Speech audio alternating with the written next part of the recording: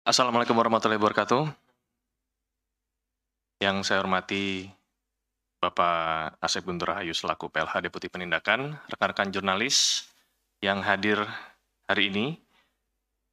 Kali ini kami akan mengumumkan terkait penahanan tersangka dugaan tindak pidana korupsi terkait pengadaan barang dan jasa di lingkungan Badan SAR Nasional atau disingkat Basarnas tahun anggaran 2012 sampai dengan 2018. Untuk penyampaian selanjutnya akan kami serahkan ke Bapak Asep. Silakan, Pak. Bismillahirrahmanirrahim. Assalamualaikum warahmatullahi wabarakatuh. Selamat sore dan salam sejahtera bagi kita sekalian. Yang saya hormati Pak Jubir, Mas Tesa, dan rekan-rekan jurnalis sekalian yang saya cintai dan saya banggakan. Pada sore hari ini, seperti tadi disampaikan oleh Mas Tesa, kami akan mengumumkan penahanan tersangka dugaan tindak pidana korupsi terkait dengan pengadaan barang dan jasa di lingkungan Badan SAR Nasional tahun anggaran 2012-2018.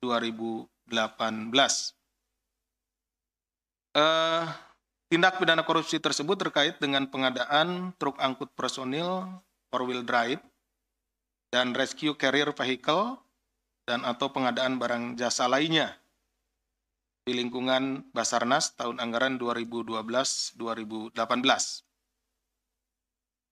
Pada tahap penyidikan, KPK telah melakukan pemeriksaan terhadap saksi, ahli, kemudian telah melakukan upaya paksa, penggeledahan, dan lain-lainnya, baik di rumah, kantor, dan di tempat-tempat tertutup lainnya.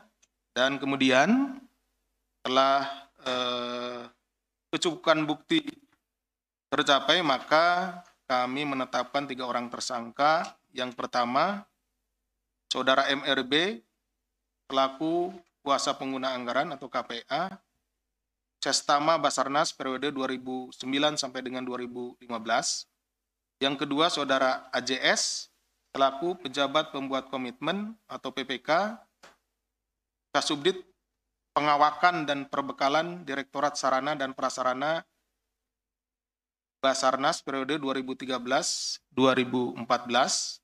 Dan yang ketiga, Saudara BLW,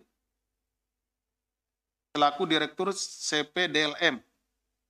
Para tersangka selanjutnya dilakukan penahanan untuk jangka waktu 20 hari pertama, terhitung sejak hari ini, hari Selasa tanggal 25 Juni 2024, sampai dengan tanggal 14 Juli 2024. Penahanan dilakukan di Rutan Cabang KPK. Adapun konstruksi perkaranya adalah sebagai berikut. Sekitar November 2013, Basarnas mengajukan usulan rencana kerja anggaran Kementerian dan Lembaga atau RKAKL berdasarkan Renstra Basarnas tahun 2010-2014. Salah satunya adalah pengadaan truk angkut personil 4-wheel drive sebesar 47,6 miliar dan rescue carrier vehicle sebesar 48,7 miliar. Dalam pengajuan pengadaan truk angkut personil 4-wheel drive dan rescue carrier vehicle diawali melalui mekanisme rapat tertutup yang dihadiri oleh Kepala Basarnas dan para pejabat eselon 1 dan 2. Pada sekitar bulan Januari 2014, setelah DIPA Basarnas ditetapkan, Saudara MRB, pelaku KPA memberikan daftar calon pemenang kepada PPK, ya Saudara AJS. Jadi daftar pemenangnya sudah diberikan gitu ya. Padahal lelangnya sendiri belum ini. Karena ya. Dan tim Pokja pengadaan Basarnas atas pekerjaan-pekerjaan pengadaan barang dan jasa tahun 2014 yang akan dilelang. Jadi sudah duluan ditentukannya siapa nanti akan jadi pemenangnya. Termasuk tentunya pekerjaan pengadaan truk angkut personil 4-wheel drive dan rescue carrier vehicle yang akan dimenangkan oleh PT TAP, yaitu perusahaan yang dikuasai dan dikendalikan oleh Saudara WLW, Direktur CP Delima Mandiri. Jadi modusnya adalah ketika DIPA-nya sudah ada, sudah ditentukan, lelangnya belum, tapi sudah ditunjuk perusahaan mana yang akan nanti menjadi pelaksana atau pemenang dari lelang. Kemudian pada bulan Januari 2014, Saudara AJS selaku PPK menyusun HPS pengadaan truk angkut personil 4-wheel drive dan rescue carrier vehicle menggunakan data harga dan spesifikasi yang disusun oleh Saudara RKH yang diketahui merupakan pegawai dari Saudara WLW selaku Direktur CP DLM. Jadi penyusunan HPS yang harusnya itu dia survei sendiri gitu ya, cari ke pasar harganya dan lain-lain, atau cari ke mungkin ATPM kalau ini untuk angkutan ya truk, tapi ini disusunkan sendiri oleh perusahaan yang telah ditunjuk gitu. Ya tentunya dengan demikian ya semua nanti akan diarahkan kepada perusahaan tersebut. Hal ini tidak sesuai dengan ketentuan Perpres nomor 54 tahun 2010 tentang pengadaan barang dan jasa pemerintah pasal 66 ayat 7. Penyusunan HPS didasarkan pada data harga pasar setempat yang diperoleh berdasarkan hasil survei menjelang dilaksanakan pengadaan. Tadi seperti yang saya sampaikan. Jadi bukan berasal dari vendornya itu sendiri, tapi memang panitia lelang itu harus mencari sendiri, survei ke pasar, bagaimana harga di pasar, atau tanya kepada misalkan ATPM dari kendaraan tersebut. Kemudian pada bulan Februari 2014, Saudara WLW, Direktur CPDLM mengikuti lelang pengadaan truk angkut 4-wheel drive dan rescue carrier vehicle menggunakan bendera PT TAP dan perusahaan pendamping PT ORM dan PT GIM. Jadi perusahaan pendampingnya juga sudah disiapkan.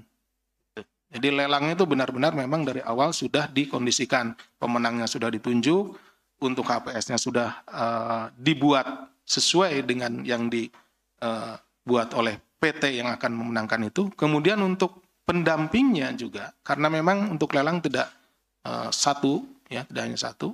Jadi ini ada 3.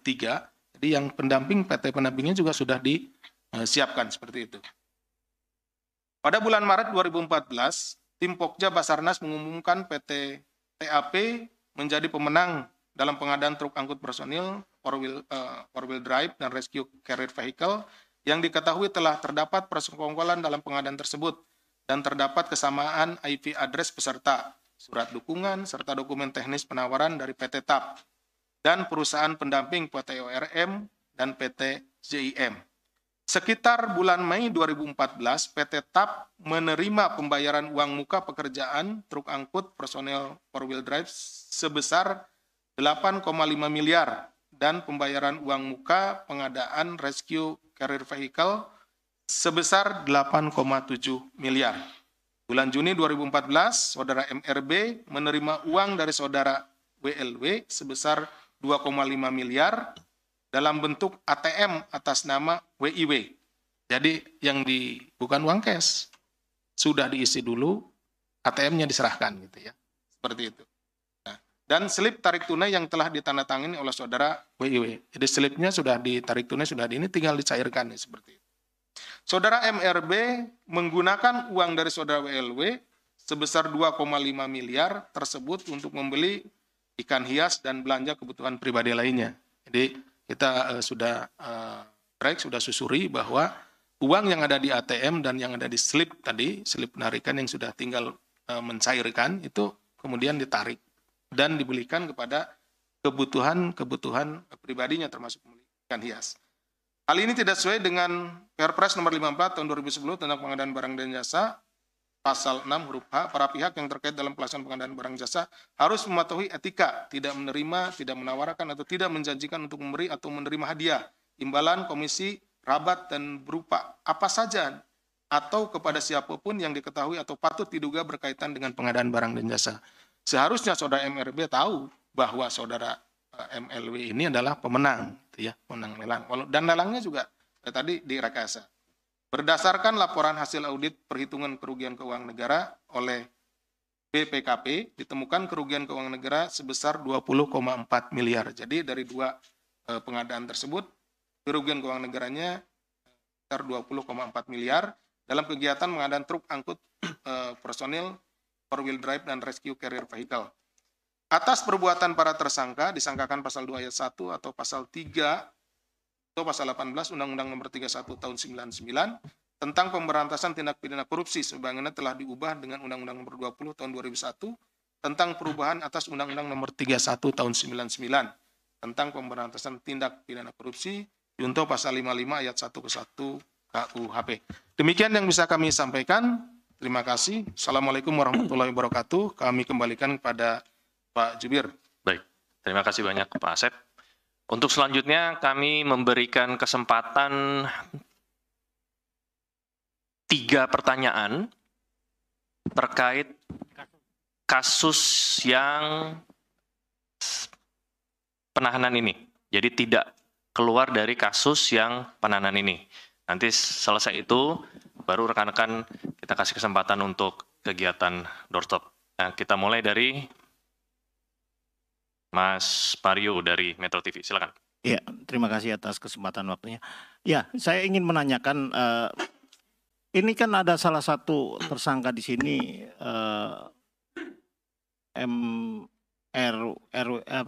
MRW ya. Nah, ini kan juga merupakan kepala dari Badan Penanggulangan Bencana PDIP gitu loh. Apakah memang ada kaitannya posisi tersangka ini misalkan ada konflik kepentingan? Artinya dia bisa saja pakai fasilitas negara di Basarnas ini untuk kepentingan partainya. Karena kan sama-sama satu jalur nih, yang satu penanggulangan, satu penanggulangan. Itu pertama pertanyaan saya, apakah KPK sudah melihat itu? Kedua, selain itu kan beliau ini juga seorang komisaris di perusahaan apalah namanya itu. Apakah ada aliran ke perusahaan beliau ini? Nah, selanjutnya pertanyaan saya, 2002 atau 2003 lalu saya justru dari kasus ini yang kerap diperiksa itu mantan Sestama Basarnas, Dandang Arkuni. Itu hampir 6 kali diperiksa. Lalu apa peran beliau dalam kasus ini? Nah, ketiga, berkaca dari kasus Basarnas yang lain, yang sebelumnya KPK melakukan OTT, clear. Kabasarnasnya kena, sama di bawahnya ada. Nah, swastanya ada 2. Nah, yang menarik berkaca dari kasus itu adalah ketika ada pengadaan di Basarnas dan itu tercatat lengkap dalam namanya DAKO, buku DAKO, Dana Komando. Ini baru satu pengadaan loh. Bisa dibuka nih dakonya nih, siapa aja pengadaannya, kemana saja. Kalau berkaca dari kasus kemarin, itu tersangkanya 2, pemberinya 2. Di dakonya itu yang lebih besar dari yang interglobal apa itu. Yang ngasih itu lebih banyak, ada yang 20 M loh. Pengadaan perahu karet, pengadaan kantong mayat, pengadaan obat mayat hidup, misalnya mayatnya jadi hidup misalkan. Ya artinya yang kayak gitu di dako itu tercatat jelas loh. Nah, tinggalkan dari kasus yang ada di belakang ini, tinggal dilihat buku dakonya. Setorannya ke siapa saja. Oke, terima kasih. Ya, artinya pertanyaan saya, apakah sudah dicek? Ya, oke. Buku dako terkait pengadaan truk rescue ini? Baik. Oke. Dari Mas Mario ada sekitar 4 pertanyaan ya. Mungkin mau langsung dijawab atau kita tambah satu lagi penanya, tambah satu penanya untuk perkara ini saja. Ini tadi kan disebut oleh Pak Asep bahwa para tersangka ini sudah membelanjakan uangnya. Apakah ada indikasi mereka melakukan tindak pidana pencucian uang gitu? Itu aja sih, karena udah banyak kepada Mario. Oke, baik. Jadi untuk sesi ini kita tutup. Kita berikan kesempatan ke Pak Asep untuk bisa menjawab. Demikian. Baik, terima kasih rekan-rekan sekalian.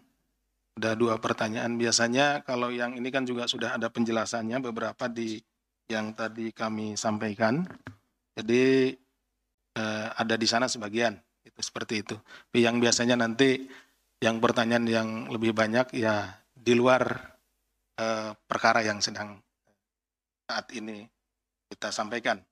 Baik, dari Mas Mario, terkait dengan salah satu tersangka, MRB, Kepala Basarnas, ini sampaikan oleh Mas Mario adalah orang partai juga, dan apakah ada kemungkinan dan apakah itu mungkin juga fasilitas, uang, dan lain-lainnya mengalir ke partai seperti itu kan ya, Mas Mario. Ya tentunya kami di dalam melakukan pemeriksaan atau penyidikan, setiap penyidikan tidak hanya di perkara ini saja, kita juga tentu akan menggunakan metodologi seperti yang sering saya sampaikan adalah follow the money. Tidak hanya diterapkan di TPPU-nya, tetapi pada saat penanganan perkaranya sendiri, itu ya kita gunakan. Jadi uang-uang hasil tindak pidana yang kami kira atau kami duga hasil tindak pidana, kemana saja uang itu mengalir, itu akan kita cari, kita telusuri. Dan siapa saja atau pihak mana saja yang menerima, tentu juga akan kita konfirmasi. Ya. Jadi kemanapun, apakah itu ke lembaga privat atau ke lembaga yang lain dibelikan misalkan properti dan yang lain-lainnya, dan orang yang terkait akan kita minta keterangan. Di sejauh ini tentunya kami juga belum menemukan, dan tentunya kalaupun nanti kami menemukan, tentu siapapun akan kita minta keterangan untuk kita periksa. Kemudian apakah ada aliran dana juga ke perusahaannya, karena Mario menyampaikan tadi MRB ini juga jadi komisaris ya di perusahaannya. Yaitu tadi Mas, kita juga akan terus menggali apakah nanti ada aliran ke sana, ya tentunya kalau ada kita juga akan minta keterangan. Kemudian tahun 2002, 2003 apa 2022 nih? 2022, 2023 ya. Yang diperiksa saudara DA ini beberapa kali. Jadi begini, seringkali kita memerlukan keterangan saksi, apalagi saksi itu yang memang kita bisa sebut saksi kunci. Itu orang-orang yang memang mengetahui banyak terkait tindak pidana yang sedang kita lakukan penyidikan. Itu akan kita minta keterangan biasanya berulang-ulang. Kenapa? Karena misalkan rentang 1 hari kita menggali informasi, tidak atau belum seluruhnya informasi yang ada pada saksi tersebut bisa kita gali. Sehingga kita juga memberikan kesempatan untuk pada saksi tersebut untuk kembali dulu. Nah, atau bisa juga di dalam perjalanannya kita memeriksa saksi A misalkan, kita anggap saksi ini sudah oke, kita sudah memerlukan atau sudah mendapatkan informasi yang kita temukan. Kita kembalikan saksinya ya.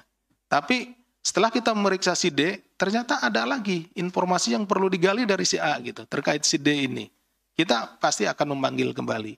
Jadi beberapa orang atau beberapa kali seorang saksi itu dipanggil, itu tentunya terkait dengan seberapa banyak informasi yang akan kita minta atau akan kita gali dari orang tersebut. Dan ada beberapa kali orang tersebut berada dalam misalkan sebuah situasi di mana situasinya berbeda-beda gitu. Sehingga kita akan mengecek satu yang pertama, kemudian mengecek lagi satu kedua, mengecek lagi satu ketiga, seperti itu. Kemudian terkait dengan OTT, ini memang sebetulnya perkara awalnya ini lebih dulu. Tapi kemudian ada OTT, ya kita tangani yang OTT-nya dulu. Karena OTT kan juga kita menangkap orang, kemudian juga menangani, dan kita ada batasan karena kita sudah menahan. Gitu. Sebetulnya ini lebih duluan ya. Betul apa yang disampaikan oleh Mas Mario tadi, ada buku dakonya. Itu juga menjadi salah satu yang kita coba untuk pelajari. Gitu. Di dalam buku tersebut, yang mungkin juga Mas Mario sudah dan rekan-rekan juga dapat informasinya, karena kan sudah sidang ya. Sidang yang OTT tersebut, itu ada uang masuk, kemudian uang keluar, uang masuk dari beberapa tempat. Karena OTT itu kan hanya memotret atau hanya pada satu kejadian saja gitu. Sedangkan kejadian-kejadian sebelumnya itu banyak yang tercatat di buku tersebut. Nanti tentunya temuan-temuan di dalam persidangan itu ada yang namanya laporan perkembangan penuntutan, gitu ya. Ketika dalam persidangan ditemukan peristiwa pidana lain, khususnya tindak pidana korupsi, dan jaksa, ya JPU kita menganggap bahwa memang peristiwanya ada, itu akan dibuatkan laporan perkembangan penuntutan, dan kita akan ekspos di pimpinan, dan kalau memang pimpinan dan forum ekspos menyatakan bahwa itu layak untuk naik penyidikan, maka itu akan dibuka penyidikan yang baru. Jadi tunggu saja Mas Mario. Kemudian yang terakhir ini terkait dengan TPPU, tentunya selalu ada. TPPU merupakan penanganan perkara terakhir gitu. Jadi yang akan mengcover seluruh perkara pidana. Jadi begini, kalau di perkara tindak pidana korupsi itu masih ada tindak pidana korupsi lainnya yang dilakukan oleh subjek yang sama, ya subjek hukum atau orang yang sama, tentu kita akan menunggu sampai perkara-perkara yang korupsi yang ini juga kita tangani, kita temukan semuanya. Kenapa? Karena TPPU itu akan melingkupi semuanya, semua perkara itu.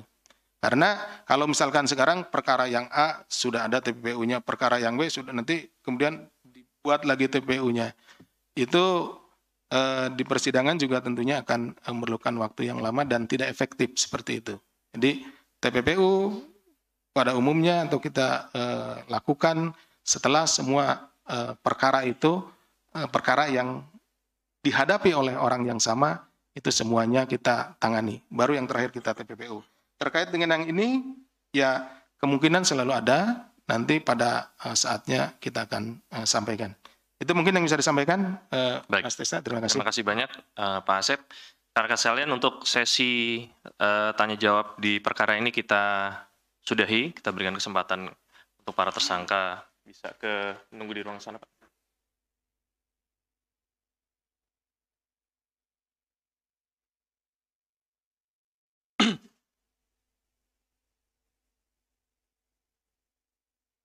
Ya.